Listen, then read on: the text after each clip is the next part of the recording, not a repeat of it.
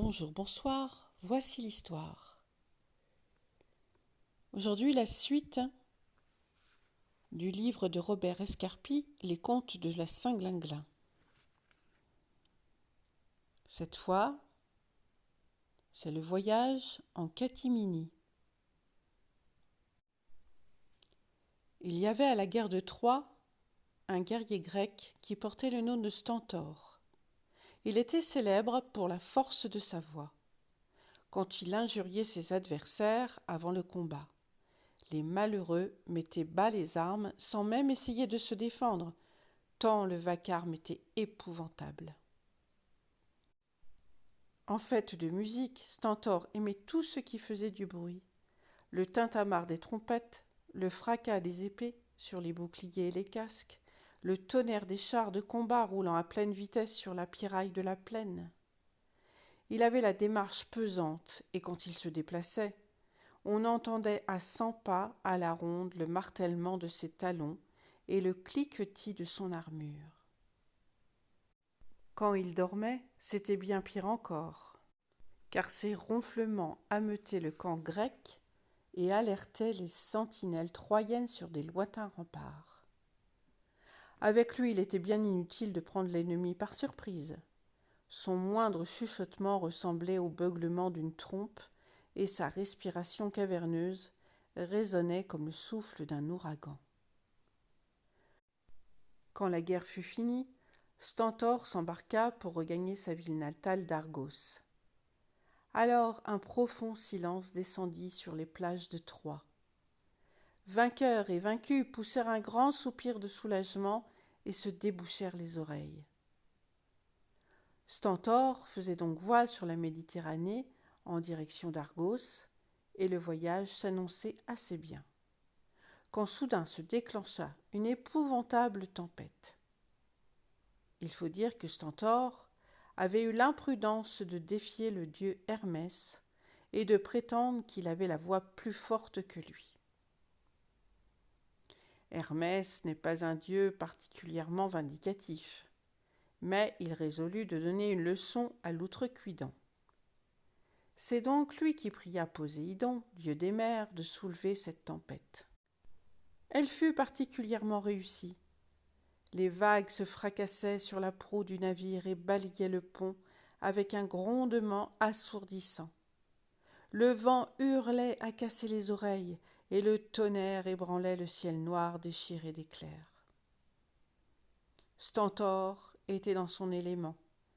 Il criait plus fort que la tempête, mugissant des ordres aux marins, maudissant les dieux et injuriant la mer, la foudre et la bourrasque.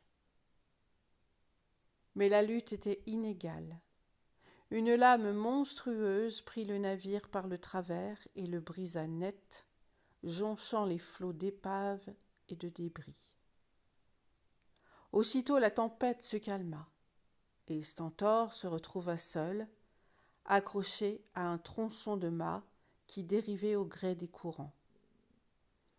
Il appela, mais si puissante qu'elle fût, sa voix se perdit sur l'immensité de la mer. Il était le seul survivant du naufrage. Longtemps, bien longtemps après, alors qu'il était à bout de force, les vagues le jetèrent sur un rivage sablonneux. Il se traîna au sec et s'endormit aussitôt. Quand il se réveilla, un homme se tenait auprès de lui et le regardait. À son vêtement, il reconnut un pêcheur. « Où suis-je » demanda-t-il d'une voix qui pour lui était faible. Aussitôt l'autre eut une impression de vive douleur, porta les mains à ses oreilles et tomba sur le sol évanoui. Stentor se leva tant bien que mal et lui tapota les joues. L'homme ouvrit les yeux effrayé. « Ça va mieux » demanda Stentor. Derechef, l'autre s'évanouit. Perplexe, Stentor l'installa du mieux qu'il put sur le sable et se mit en route vers l'intérieur des terres. Il trouva bientôt une route de terre battue sur laquelle il s'engagea d'un pas ferme. Tout en marchant, il observa que les petits animaux des champs s'enfuyaient sur son passage, disparaissant parmi les herbes dans le plus grand silence. D'ailleurs, tout était silencieux. Nul chant d'oiseaux, nul aboiement de chien dans le lointain, nul bruissement du vent dans les arbres. Au bout d'un certain temps, il aperçut un groupe de paysans qui venaient à sa rencontre sur le chemin. Il les héla. À l'instant, certains tombèrent sur le sol comme foudroyés, et les autres s'enfuirent à toutes jambes. Ils couraient bizarrement, sur la pointe des pieds, comme s'ils avaient voulu éviter de faire le moindre bruit. Stentor poursuivit sa route et parvint enfin aux abords d'une grande ville. De loin, elle paraissait animée. On voyait aller et venir les gens dans les rues, rouler des chariots, passer des ânes chargés de fardeaux. Mais, chose étrange, on n'entendait pas cette rumeur confuse qui s'élève des agglomérations importantes. La ville était silencieuse comme la campagne. Quand il franchit la porte, Stentor n'entendait que le claquement de ses sandales de cuir sur le pavé. À mesure qu'il avançait, les passants fuyaient devant lui comme des fantômes. Il s'éclipsait mystérieusement à pas feutrés par les portes entrebâillées des maisons, et Stentor marchait entre deux rangées de façades aveugles derrière lesquelles il devinait confusément que les yeux effrayés l'observaient. Il parvint ainsi jusqu'à la place centrale où se dressait la statue gigantesque d'un homme qui tenait un doigt devant ses lèvres. La place, bien entendu, était déserte, et Stentor en fit le tour sans rencontrer âme qui vive. La colère commençait à monter en lui. L'hospitalité, comme chacun sait, est un devoir sacré, et les habitants de cette ville péchaient contre toutes les traditions. Il marcha jusqu'au milieu de la place et de sa voix la plus forte hurla « Oh là! Êtes-vous tous morts? Je ne vous veux pas de mal. Je ne suis qu'un pauvre naufragé qui demande aide et assistance. Au nom de Dieu, me les refuserez-vous »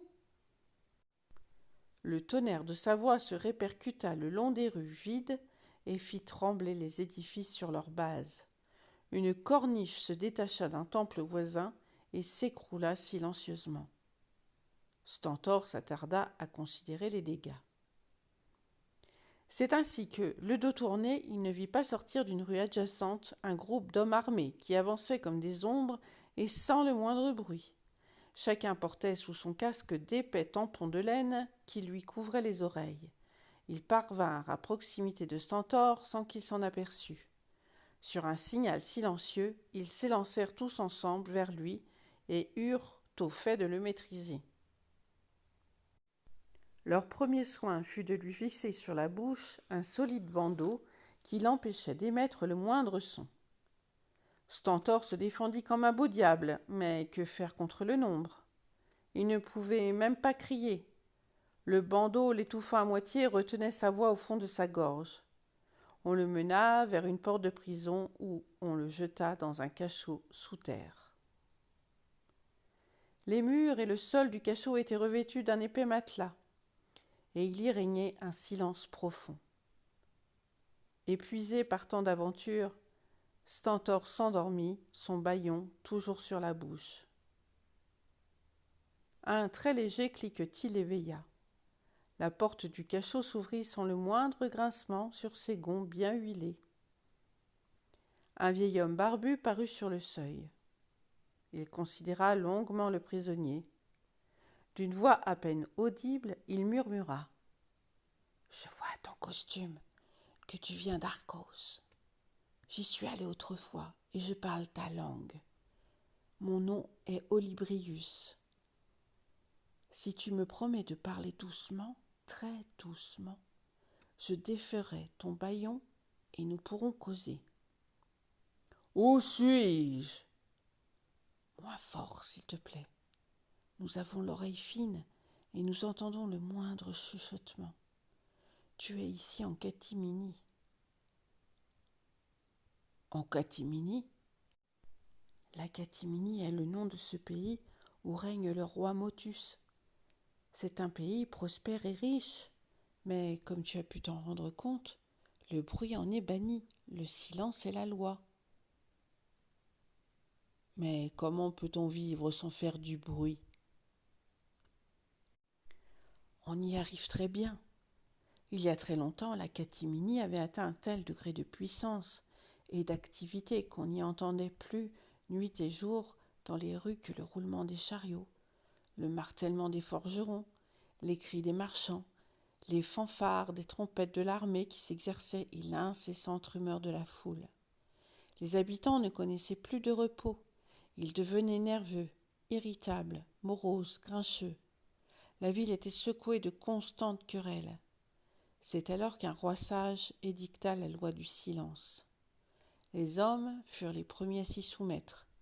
Puis on y habitua les animaux, les objets, les éléments même.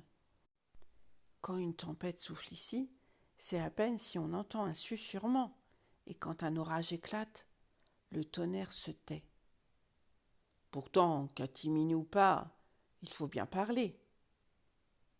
Dans la mesure du possible, on parle par signe. Mais quand il devient indispensable d'user de la parole, on le fait à voix basse, très basse, comme nous parlons maintenant. Je ne pourrai jamais m'y habituer. Il faudra bien pourtant, sans quoi tu risques de rester longtemps dans ce cachot. Je suis chargée de te donner les leçons puisque je parle ta langue. Tu verras, c'est une question de volonté. Nous allons commencer tout de suite.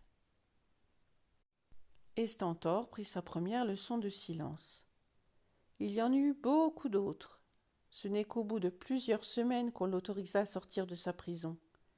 Ses sandales de cuir avaient été remplacées par des chaussons de feutre, et il avait appris à marcher comme tout le monde, sur la pointe des pieds.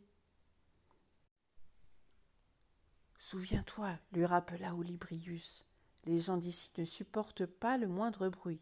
Ils en souffrent atrocement, au point de s'évanouir et parfois même d'en mourir. » Un jour, on l'admit à se promener dans les rues.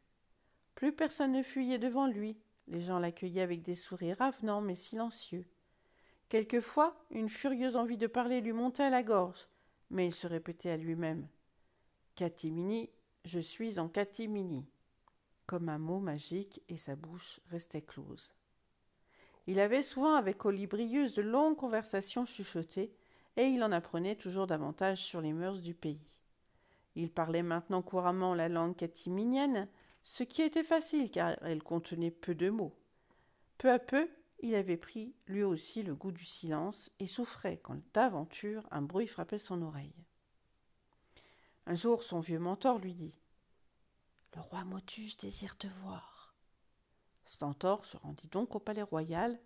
Quand il fut devant le roi Motus, ce dernier lui fit signe de s'approcher et lui murmura à l'oreille « Stentor, je sais que tu es un valeureux guerrier. Il se trouve que nos voisins d'au-delà des montagnes se préparent à nous attaquer. Veux-tu prendre la tête de mes armées ?» Stentor, qui commençait à s'ennuyer de ne rien faire, accepta la proposition et commença aussitôt l'entraînement de ses troupes. Les catiminiens avaient une façon bien particulière de se battre. Ils évitaient les batailles rangées et leurs tintamarres. C'est la nuit qu'ils attaquaient par coups de main rapides et silencieux. L'ennemi ne les entendait pas venir et ils repartaient comme des ombres avant même que l'alerte fût donnée. Bientôt, l'armée des assaillants se présenta aux frontières du pays. Stentor conduisit ses soldats à proximité de leur camp et les disposa pour l'assaut, attendant que la nuit fût venue pour donner le signal du combat. Ce signal devait être transmis de bouche à oreille tout au long des lignes afin que nul ne pût l'entendre. L'attente fut longue et les heures passaient lentement. Stentor sentait monter en lui sa vieille impatience. Son cœur battait à se rompre et sa poitrine se gonflait d'une ardeur qu'il avait peine à réprimer. Quand le moment fut venu, la fureur du combat s'empara de lui et au lieu de chuchoter son ordre, il se leva tout soudain en brandissant son épée et hurla à pleine voix. « En avant, mes amis, à l'assaut, tuez-les tous !» Frappée de plein fouet par la terrible clameur, l'armée catiminienne s'écroula sur le sol, en proie aux plus affreuses souffrances. Stentor lui-même crut que sa tête allait éclater au son de sa propre voix. Fort heureusement, l'ennemi, soudain tiré de son sommeil par cette voix surnaturelle, crut qu'un dieu l'attaquait, prit peur et se dispersa en désordre. Le désastre fut évité de justesse. Stentor anima ses hommes, comme il put, et rentra à la ville se présenter tout penaud et tout confus devant le roi Motus. « Stentor, lui dit ce dernier dans un murmure, tu n'es pas fait pour vivre en catimini. Il vaut mieux que tu retournes chez toi en Argos. Je vais faire mettre un bateau à ta disposition, et dès demain tu prendras la mer. » Le malheureux eut beau protester que ce n'était qu'un accident, qu'il avait appris les vertus du silence, que désormais il saurait retenir sa langue, le roi Motus fut inflexible. C'est ainsi que dès le lendemain, Stentor se retrouva seul sur l'océan, à bord d'une frêle embarcation ballottée par les vagues. Il navigua longtemps. Quand la mer était calme, il jouissait du silence. Mais quand survenait une tempête, il se bouchait les oreilles avec de la cire, incapable qu'il était devenu de supporter le moindre bruit. Un jour, enfin, il arriva en vue de Nauplion, le port d'Argos. De loin, sur les eaux, lui parvenait la puissante rumeur de la rade, pleine de bateaux en chargement. Il attendit le soir pour toucher terre dans une crique isolée. Il se faufila dans l'ombre à travers les rues désertes du port et gagna la route d'Argos. Il marchait sur la pointe des pieds, toujours chaussé de ses chaussons de feutre. Vers l'aube, il rencontra des groupes de paysans qui allaient travailler aux champs. Chaque fois, il se faufila dans les herbes, bouchant ses oreilles pour ne pas entendre leur conversation. Quelqu'un pourtant l'aperçut et le reconnut. La nouvelle de son arrivée se répandit comme une traînée de poudre. Stentor était un héros populaire en Argos et le peuple alerté s'apprêta à lui faire la fête. Quand il arriva aux portes de la ville, une multitude l'attendait. Une immense acclamation monta vers lui, les trompettes sonnèrent, les tambours battirent. Interdit, épouvanté et souffrant 1000 morts, il se mit les mains sur les oreilles et resta immobile au milieu de la route. Puis soudain il fit demi-tour et s'enfuit dans la montagne. Il courut longtemps, longtemps, jusqu'à perdre haleine. Il arriva ainsi dans un petit vallon, loin de toute habitation humaine. L'air y était calme, le vent léger, et c'est à peine si l'on entendait le discret murmure d'une source voisine. Stentor décida de s'y construire un ermitage. Il s'y installa avec des brebis, à qui il apprit à ne pas bêler, et avec des poules, à qui il apprit à ne pas caqueter. Jamais plus on n'entendit la voix de Stentor. Il vécut là le restant de ses jours, sans jamais voir ni entendre personne, et ne sortant que dans le silence de la nuit, toujours en catimini. Voilà, mon histoire est finie. Vous avez pu entendre plusieurs expressions, notamment avoir une voix de Stentor, donc avoir une grosse voix, et partir en catimini, qui veut dire partir en douce, tout doucement, sans bruit. À bientôt pour une nouvelle histoire. Mettez-moi un petit pouce si vous avez aimé celle-ci.